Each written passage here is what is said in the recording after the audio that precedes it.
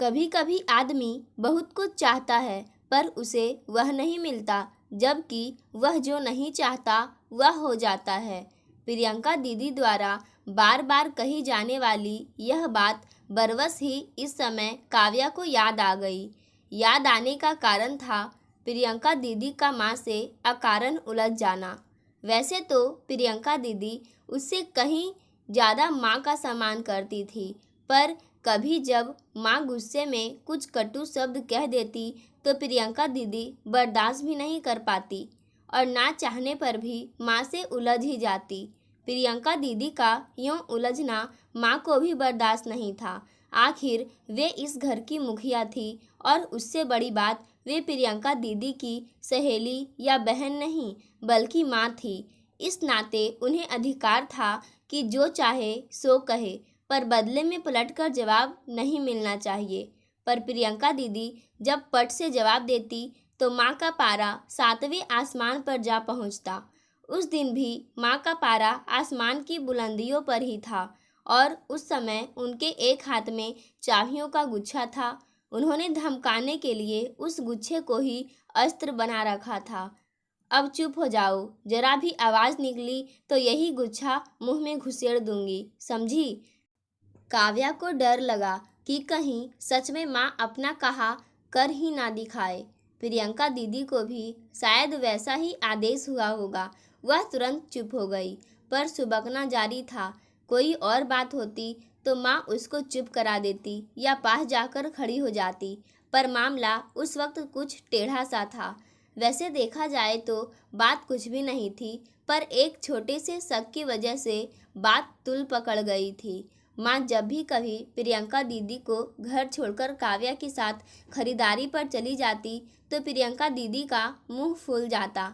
वैसे भी समय असमय वे माँ पर आरोप लगाया करती कि मुझसे ज़्यादा आप काव्या को प्यार करती हैं। वह जो कुछ भी चाहती है उसे तुरंत ला कर दे देती है और वो जो करना चाहती है करती है, पर आप मुझे। ऐसे नाजुक वक्त पर माँ अक्सर हंसकर प्रियंका दीदी को मना लेती। अरे पगली है क्या, मेरे लिए तो तुम दोनों ही बराबर हो, इन दो आँखों की तरह। मैं क्या तेरी इच्छाएं पूरी नहीं करती? काव्या तुझसे छोटी है, उसे कुछ ज़्यादा मिलता है तो तुझे तो खुश होना चाहिए। अगर प्रियंका इस पर भी ना मानती तो माँ दोनों को ही बाजार ले जाती। प्रियंका दीदी को मनपसंद कुछ खास दिलवाती, चाट वाट खिलवाती और फिर उन्हीं की पसंद की फिल्म का कोई कैसेट लेती। वह घर आ जाती। माँ की इस सूत से घर का वातावरण फिर दमक उठता, पर यह चमक दमक ज़्यादा दिन ठहर नहीं पाती। प्रियंका दीदी उसे लेकर फिर कोई हंगामा खड़ा कर देती। बदले में माँ थक कर उन्हें 2-4 चपत रसीद कर देती। काव्या को यह सब अच्छा नहीं लगता था। अपनी जिद्दी प्रवृत्ति और बचपने के कारण वह दीदी को नीचा दिखाकर खुश जरूर होती थी, पर वह उन्हें व माँ को दुख नहीं देना चाहती थी। पर उस दिन की बात उसकी समझ में नहीं आई। यह बात जरूर थी कि माँ उस दिन भी उसे अकेले ही बाजार लेकर गई थी। सारे रास्ते वे उसकी ज़रूरत की मनपसंद चीज़ें दिलाती और खिलाती रही थी, पर हमेशा की तरह प्रियंका दीदी के लिए कुछ नहीं लिया था। काव्या को आश्चर्य भी हुआ था। उसने माँ से कहा तो उन्होंने झिड़क दिया, तू क्यों मरे जा रही है? तुझे जो लेना है ले, उसे लेना होगा तो खुद ले लेगी। पर माँ काव्या ने कुछ कहना चाहा तो उन्होंने आंखें तरेर कर उसकी ओर देखा।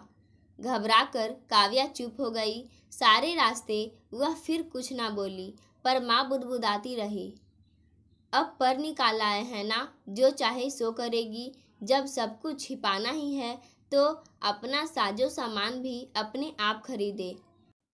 अरे मैं भी तो देखूं कि कितनी जवान हो गई है।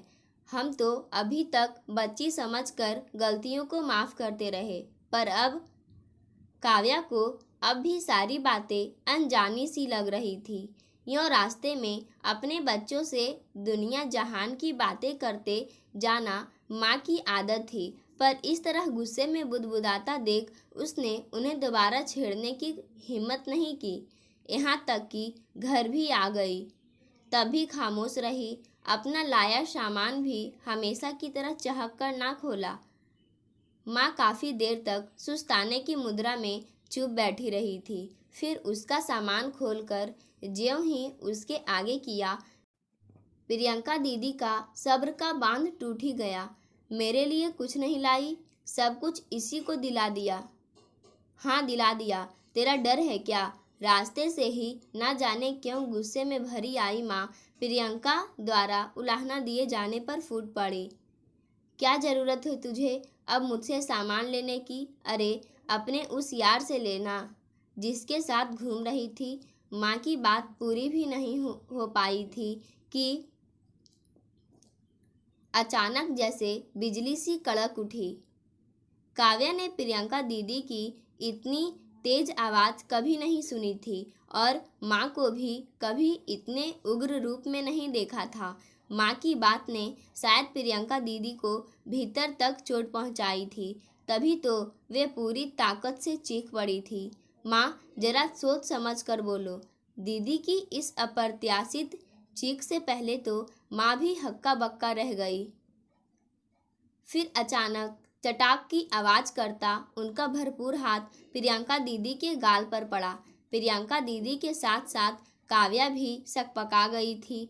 फिर माहौल में एक गमजदा सन्नाटा फैल गया। थोड़ी देर बाद वह सन्नाटा टूटा था, माँ के अलमारी खोलने और प्रियंका दीदी की बुदबुदाहट से। माँ अलमारी से साड़ी निकालकर बदलने को मुड़ी ही थी कि हिचकियों के बीच निकली प्रियंका दीदी की बुदबुदाहट ने उनके कदम फिर रोक लिए थे। आप जितना चाहे मुझे मार लीजिए, पर आपकी यह बेबुनियाद बात मैं बर्दाश्त कभी नहीं करूँगी। नहीं करेगी तो क्या करेगी? मुझसे लड़ेगी, जबान लड़ाएगी? बोल क्या करेगी? माँ किसी कुशल योद्धा की तरह दीदी के सामने फिर जा खड़ी हुई थी। काव्या को डर लगा कि इस बार अगर प्रियंका दीदी ने जवाब दिया तो माँ जमकर उनकी धुनाई कर ही देगी, फिर चाहे चोट भीतर तक लगे या बाहर। माँ का गुस्सा अगर चढ़ गया तो उतरना मुश्किल है। पर उस समय ऐसा कुछ भी ना हुआ। प्रियंका दीदी भी शायद डर के मारे बुदबुदाते हुए ही जवाब दे रही थी। उधर माँ भी बस धमका कर रह गई थी। वैसे भी प्रियंका दीदी जब होठों में बुदबुदाती थी तो उनकी बात में समझ ही नहीं आती थी। उस सारे गरम नज़ारे की गवाह वही तीनों थी। पिताजी तो ऑफिस में थे, वैसे भी घर पर होते तो क्या कर लेते। अपने व दोनों बच्चों के बीच माँ किसी तीसरे की दखल अंदाजी पसंद नहीं करती थी, फिर चाहे वे पिताजी ही क्यों ना हो। वैसे भी उन दोनों की सारी ज़रूरतें, घर की देखभाल, मेहमानों की आवभगत से लेकर बीमारी हारी सभी कुछ माँ अकेले ही संभालती थी। काव्या को आश्चर्य हुआ। शिकायत करने पर माँ हमेशा मामला संभाल लेती या घूस के तौर पर दीदी को कुछ देकर शांत कर देती। कभी बाजार जाते समय दीदी अगर मौजूद रहती तो उन्हें घर देखने की हिदायत दे जाती, पर तब ऐसा कुछ नहीं हुआ था। प्रियंका दीदी को बाजार ना ले जाने के बाद भी अक्सर जब माँ उसके साथ घर लौटती, थोड़ी देर बाहर वाले कमरे में सोफे पर बैठकर सुस्ताती जरूर थी। उस वक्त थोड़ा मुंह फुलाए रहने के बावजूद दीदी माँ को बिस्कुट और पानी लाकर जरूर देती। वे जानती थी कि माँ उच्च रक्तचाप की मरीज है और बड़ी जल्दी थक जाती है, पर उस दिन तो माँ ने बड़ी रुखाई से प्रियंका को मना कर दिया। आमतौर से माँ दीदी के इस व्यवहार से अपनी सारी थकान भूल जाती और कभी कभी पछताती भी कि बेकार में प्रियंका को नहीं ले गई, पर वह पछतावा बस थोड़े ही देर का होता। घर को अकेला छोड़ने का भय माँ को फिर बाध्य कर देता कि किसी न किसी को घर छोड़कर जाए। काव्या छोटी थी, इसी से बाजी अक्सर वही मार लेती। फिर घर लौटकर प्रियंका दीदी को तरह तरह से मुंह बिगाड़ कर छेड़ती। ले ले, तुम्हें माँ नहीं ले गई। आज बाजार में खूब चाट खाई। उम्र में 4-5 साल बड़ी होने के बावजूद प्रियंका दीदी उसका मुंह चिढ़ाना बर्दाश्त नहीं कर पाती, जबकि वे भी अच्छी तरह जानती थी कि प्यार के समय माँ दोनों को बराबर समझती है। काव्या और प्रियंका दोनों ही जानती थी कि माँ बहुत अच्छी है। उनका व्यवहार भी उन दोनों के साथ एक बहन जैसा ही होता, और वह भी ऐसी बहन जो एक अच्छी दोस्त भी हो। वे हमेशा कहती, माँ को हमेशा अपने बच्चों का दोस्त होना चाहिए, तभी तो बच्चे खुलकर अपने मन की बात कह सकते हैं। काव्या, प्रियंका और माँ वीसीआर पर जब भी कोई फिल्म देखती तो एक दोस्त की तरह नजर आती। तीनों की पसंद का हीरो एक होता, हीरोइन एक होती, यहाँ तक कि कहानी की पसंद भी लगभग एक जैसी होती। लेकिन यह बात दूसरी थी कि जब कोई अश्लील सीन फिल्म में आता तो माँ उसे रिमोट से आगे कर देती। यद्यपि भीतर से काव्या और प्रियंका दीदी का मन होता कि देखे उस सीन में आखिर ऐसा क्या है। एक बार प्रियंका दीदी ने माँ को काफ़ी खुश देखकर पूछ भी लिया था, आप तो आधुनिका है ना, और यह भी कहती है कि आप अपने बच्चों की अच्छी दोस्त है और दोस्त से कुछ छिपाव दुराव नहीं होता, फिर आप ये सब दृश्य आगे क्यों कर देती है। प्रियंका दीदी की बात सुनकर माँ काफ़ी देर असमंजस की स्थिति में बैठी रही, फिर बोली, हाँ मैं काफ़ी उदार हूँ, तुम दोनों की अच्छी दोस्त भी हूँ, पर यह मत भूलो कि तुम्हारी माँ भी हूँ। दोस्त बनने के समय भला ही चाहूँगी, पर मेरे भीतर की माँ यह तय करेगी कि तुम्हारे लिए क्या अच्छा है क्या बुरा। पर इन दृश्यों में ऐसी क्या बुराई है माँ। प्रियंका दीदी की नकल काव्या ने भी की तो माँ ने उसके गाल पर हल्की चपत लगाई, पर संबोधित दीदी को किया, देखो वक्त से पहले कुछ बातें जानना ठीक नहीं होता। अभी तुम दोनों काफ़ी छोटी हो, बड़ी हो जाओगी तो ये दृश्य भी आगे करने की ज़रूरत नहीं रहेगी। आगे प्रियंका दीदी ने कुछ नहीं पूछा था। जानती थी कि माँ को ज़्यादा बहसबाजी पसंद नहीं। मजाक में बहस हो जाए यह बात अलग थी, पर किसी गंभीर मसले पर बहस हो तो बाप रे बाप, तुरंत उनके भीतर की माँ जाग जाती। फिर उनके उपदेश में कोई बाधा डालता तो उसको डांट फटकार सुननी पड़ती। माँ के इस अजीब रूप की काव्या को ज़्यादा समझ नहीं थी, पर प्रियंका दीदी अक्सर हतप्रभ रहती। खूब जी खोलकर बातें करने वाली, बात बात पर खिलखिलाने वाली माँ को यह अक्सर क्या हो जाता है, पिताजी के अनुसार उन दोनों के बिगड़ जाने का भय माँ को सताता है, जबकि माँ इस बात को साफ नकार जाती।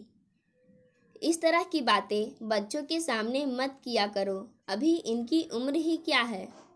काव्या अभी 12 की भी नहीं हुई और प्रियंका तो 16 ही पूरा कर रही है। तो क्या हुआ, पिताजी बीच में ही उनकी बात काट देते, इस उम्र में तो तुम्हारी शादी हो गई थी और तुम। पिताजी की बात पर काव्या और प्रियंका दीदी हंसने लगती और फिर माँ के पीछे पड़ जाती कि वे अपनी पुरानी बातें बताए। माँ भी सारी बहस भूलकर पुरानी बातों में खो जाती और फिर धारा प्रवाह वह सभी बता जाती जिसने ना बताने की हिदायत थोड़े ही देर पहले उन्होंने पति को ही दी होती थी। माँ की कहानी पर वे दोनों भी खूब मज़े लेती। मसलन उन्होंने कैसे चुपके से साड़ी पहनकर अपनी सहेलियों के साथ एक बालिग फिल्म देखी, किसी लड़के को छेड़ा, कौन सा लड़का उनके पीछे पड़ा था, और भी बहुत सी मज़ेदार बातें। माँ के सुनाने का ढंग इतना मज़ेदार होता था कि वे दोनों तो एकदम ही भूल जाती थी कि वे उन्हीं की बेटियां हैं।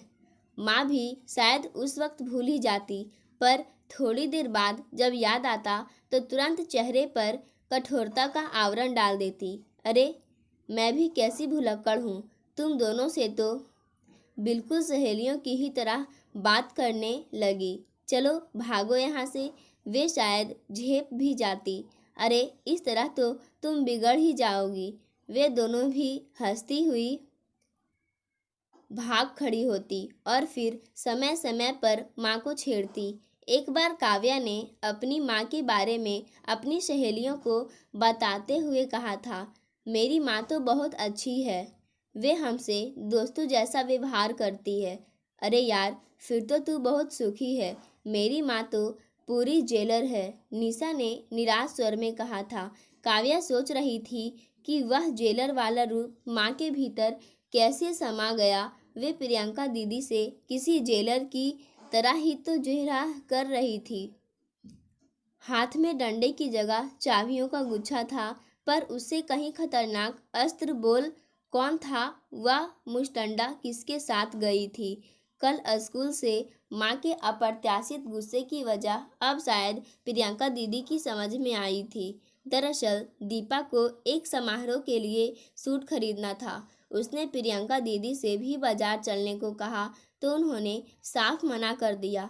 माँ से पूछे बगैर प्रियंका दीदी कभी कहीं अकेली नहीं गई थी, पर दीपा की जिद के कारण वे छुट्टी के बाद चलने को तैयार हो गई। सोचा उधर से ही घर चली जाएंगी, पर माँ को सब बता देंगी तो वे कुछ नहीं कहेंगी। सूट खरीद कर दीपा अपने घर चली गई तो प्रियंका दीदी रिक्शा का इंतजार करने लगी, पर चिलचिलाती धूप में कोई रिक्शा नजर नहीं आ रहा था। प्रियंका को सड़क के किनारे खड़े करीब आधा घंटा हो गया था। आखिर निराश होकर वे पैदल ही आगे बढ़ी कि तभी एक स्कूटर पर शक्ति आता दिखा। वह प्रियंका दीदी से एक क्लास आगे था और पढ़ाई में तेज होने के कारण अक्सर उसकी मदद कर दिया करता था। बातों बातों में प्रियंका दीदी ने काव्या और माँ को एक बार शक्ति के बारे में बताया भी था। तब माँ ने कहा था, लड़कों से एक सीमा के भीतर बोलना बुरा नहीं है, पर उससे आगे नहीं। परंतु माँ उस बात को कैसे भूल गई, जबकि प्रियंका दीदी बार बार उनकी ही बात को दोहरा रही थी। आप ही ने तो कहा था। हाँ कहा था। गुस्से में माँ का चेहरा एकदम लाल हो रहा था। पर इसका मतलब यह तो नहीं कि तू मेरी ही बात को बड़ा करके मेरे ही मुंह पर दे मारे। पर मैंने ऐसा तो नहीं किया है। प्रियंका दीदी किसी तरह माँ को अपनी बात समझाना चाह रही थी। धूप में कहीं रिक्शा नहीं मिल रहा था, सो उसके स्कूटर पर बैठ गई। मैंने तो कल आपको बताना भी चाहा था, पर और उसकी कमर में हाथ क्यों डाल रखा था? माँ दीदी की बात काटकर इतनी जोर से चीखी कि काव्या की धड़कनें भी तेज हो गई। माँ की तेज आवाज़ से पल भर के लिए शायद प्रियंका दीदी भी सकपका गई, पर जल्दी ही संभल भी गई। मैं गिरने लगी थी, इसीलिए उसे पकड़ लिया था। भूल हो गई, आइंदा ऐसा नहीं होगा। दीदी ने कातर निगाहों से माँ की ओर देखा, पर वे तो उस वक्त बिल्कुल पत्थर बन गई थी। वही तो अक्सर कहती थी, कभी कभी मुझे ना जाने क्या हो जाता है, मेरे आधुनिक रूप पर अनजाने ही एक पारंपरिक माँ ज़्यादा हावी हो जाती है, शायद अपने बच्चों का भविष्य बिगड़ने के भय से। माँ अपने उस रूप के हाथों जैसे अवश्य हो गई थी। तभी तो प्रियंका दीदी की दी गई सफाई भी उन्हें आश्वस्त नहीं कर पा रही थी। प्रियंका दीदी के बार बार माफ़ी मांगने और रोने के बावजूद उन पर आरोप लगाई जा रही थी, और प्रियंका दीदी भी माँ को समझाते समझाते आखिर थक ही गई। उसने कहा, आप जो चाहे समझ लीजिए, मैं यही समझूंगी कि मैंने कोई गलती नहीं की। हाँ, सच में कुछ गलत नहीं किया मैंने वही किया जो आपने अपनी जवानी में किया। मैं क्या कोई भी लड़की हो, किसी के साथ खड़ा भी दिख जाए तो सबकी माँ यही समझेगी कि मेरी बेटी का किसी के साथ चक्कर चल रहा है, जबकि सच्चाई क्या है उससे किसी को कोई मतलब नहीं। प्रियंका की बात से काव्या एकदम सन्नाटे में आ गई, जैसे बरसों से दबी कोई चिंगारी सहसा भड़क कर बाहर निकली और सीधे सूखी घास पर जा गिरी। उसे कुछ ऐसा ही लगा। माँ पथराही सी चुपचाप पलंग के एक कोने में बैठी बेमकसद एक दिशा में ताक रही थी। काव्या ने माँ के कंधों पर सांत्वना भरा हाथ रखना चाहा, पर उन्होंने आहिस्ता से उसका हाथ झटक दिया। दुविधाग्रस्त काव्या बिना कुछ कहे खिड़की के पास जाकर खड़ी हो गई। बाहर का आकाश अपना रंग बदल चुका था। धुंधलाई नजरों को देखकर कोई भी समझ सकता था, एक धूल भरी आंधी सब कुछ अपने भीतर छिपा लेने की फिराक में है। उसने जल्दी से आगे बढ़कर खिड़की बंद कर दी और शीशे से ही बाहर का मंजर देखने लगी। जल्द ही तेज धूल भरी आंधी ने सारा माहौल अपनी गिरफ्त में ले लिया। उस पार स्पष्ट देख पाने में असमर्थ काव्या को सब कुछ साफ करने के लिए बड़ी शिद्दत से बारिश की ज़रूरत महसूस हो रही थी। पाठकों, आज की कहानी यहीं समाप्त होती है। धन्यवाद।